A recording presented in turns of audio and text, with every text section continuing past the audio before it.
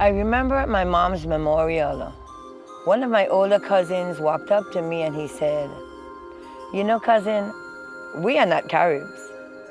I remember having this feeling that if I'm not Carib, what could I possibly be? And he said a word that I never heard before. He said, "We are Taino."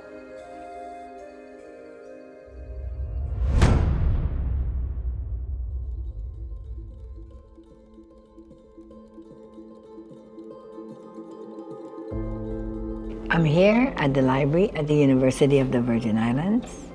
This was one of my first stops 12 years ago when I started my research on the Taino people. The U.S. Virgin Islands is known as America's paradise. But there is such a greater history beneath the surface of the natives that were here long before colonization. After my cousin told me that I was a Taino, that got me even more curious to find out what was this Taino that I'd never heard about. The Taino and Caribs were very distinct indigenous groups in the Caribbean. Geographically, the Taino primarily inhabited the Greater Antilles and were the most in number, while the Caribs inhabited the Lesser Antilles. The Taino are the original inhabitants of these here islands that are now called the Virgin Islands. Growing up, my family always took part in a carnival celebration. My grandmother's sister started a troupe known as the Traditional Indians. From then, I had only ever heard that we were representing the Carib Indians. So I lived 48 years of my life with this belief. Confirming that I was Taino opened up a whole new world. So I started to search online. The first thing that popped up was the United Confederation of Taino People. So I wrote a letter to the president of the United Confederation of Taino People, which was Roberto Mucaro. I'm Roberto Mucaro Borrero. I'm a cacique of the Guainía Taino tribe of Boriquén, or what we know today as Puerto Rico. Back in about 2011, I received contact. She talked about affiliation with the Taino people, with the community. Up until this point, we've signed the treaty between our peoples, between our communities. We've come together as family.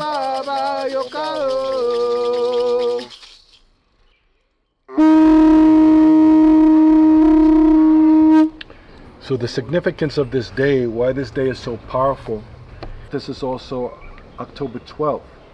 And this is the day that Columbus is known to having come in to this side of the world to begin a cycle of genocide against our people. So for us, Columbus is not a day.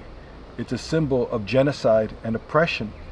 But we standing here are a symbol of the resilience of our people and how our people still confront the forces of colonialism every day just to be who we are, so that we're not only surviving, but at the end of the day, we're thriving.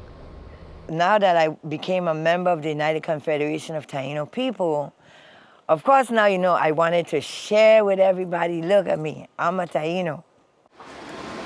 Today they call us tribes, but in actuality we were nations. When Columbus came in 1492, there were 5 million Tainos throughout the Caribbean. 27 years later, when he left, there were only 50,000.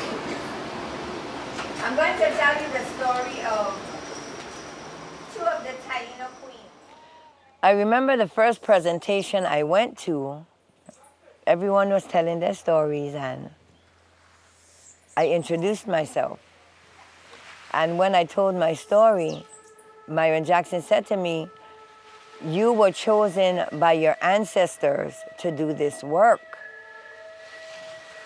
So I started to question and find out how I can share this knowledge with our students especially, because If my DNA says that I'm here, then I'm not extinct.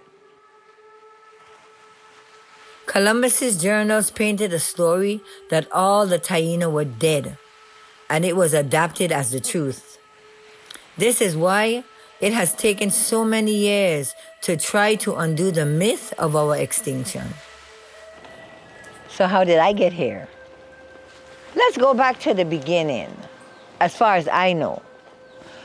My great-grandmother, Francisca Almestica.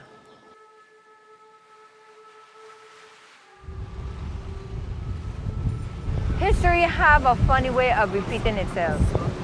My great-grandmother, Francisca Almestica, was taken unwillingly to South Island. And here we are today, willingly going to South Island.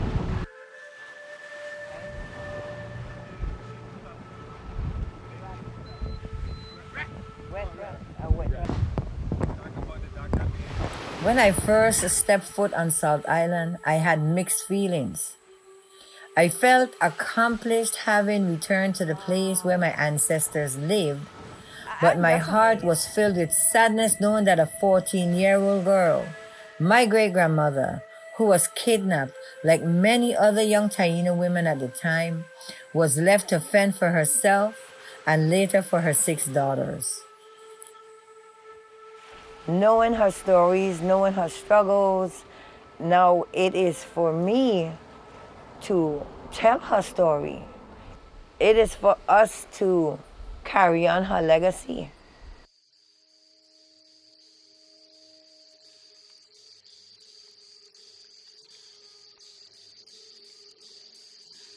What's happening here is that we know, because of the history of the Virgin Islands and other islands in the Caribbean, that many of our leadership was broken down because there was no cacique in many hundreds of years here.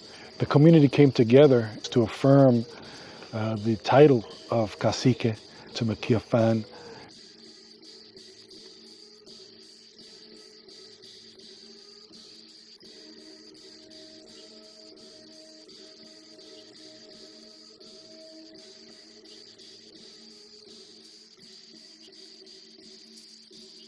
I was given the honor of becoming the first female cacique in over 100 years.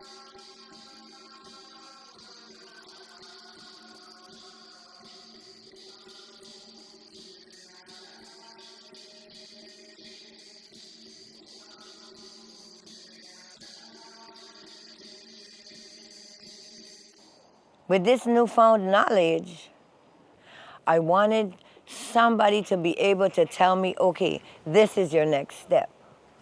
So that led me to the Office of Historic Preservation. Cacique Phillips, welcome. Glad you. to have you.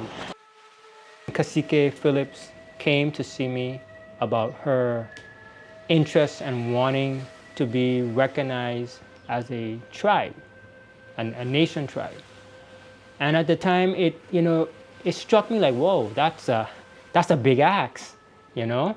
When she made the request, the first thing I did was I turned to our expert and I charged her with the efforts to do the research to help Mrs. Phillips seek this goal of trying to get the Taino, members of this community to be recognized as a federal tribe. So, after a whole decade had passed, I remember 11 o'clock one night, I opened this email and I was so overjoyed I couldn't even scream. I opened the email and it says the recognition of the Taino people, the recognition of the Guainía Taino tribe of the Virgin Islands. I was in awe because after 10 years, here comes this recognition. Now that the community has been recognized, the tribe has been recognized here, is that the government really needs to step up. So the idea of land back is really the next step. We now have to teach our children where they came from, where we are with the recognition, and where we need to go. Having land back would mean that we can develop a Taino village where we can teach our children the true history of the Taino, past, present, and future. We have to look at these things, the investiture, the idea of land back, as part of a whole system, a whole structure.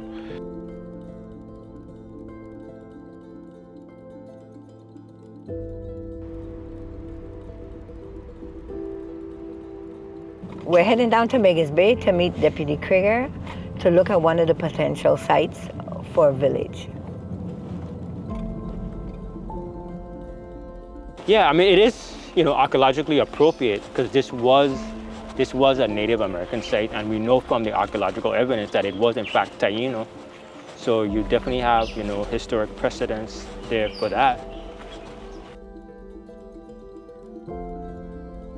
Looking at the map, your proposal for the demonstration village, it looks like it would be like somewhere in this area right here. Right, because we talk about doing the bete in here. Yeah. And then just 3 huts. So what would be my next step into making this a reality? So your next step, you already have identified that, and that is to dust off your original proposal. Yes. Get that submitted to the board. I will be happy as the director for SHPO to provide a letter of support. It definitely falls in line with our mandate to protect and promote our archaeological history, promote our Native American history. So you're on the right track. It's important for all Taino people as a whole to see this thrive, to see this vision thrive and manifest into the reality that it's shaping into. When you think of what a Taino should look like, what do you see? You can no longer think about a specific color, skin tone. You can no longer think of a specific hair type. You can no longer think of a specific feature. I want my children and their children to know without a shadow of a doubt that they are Taino. And I want them to acknowledge the Creator in everything that they do. I want them to be proud of their heritage and the fact that they now carry the bloodline of their ancestors. Lastly, I want all of my children to be knowledgeable enough so that one day I can pass down the honor of being cacique to one of them. Hahom.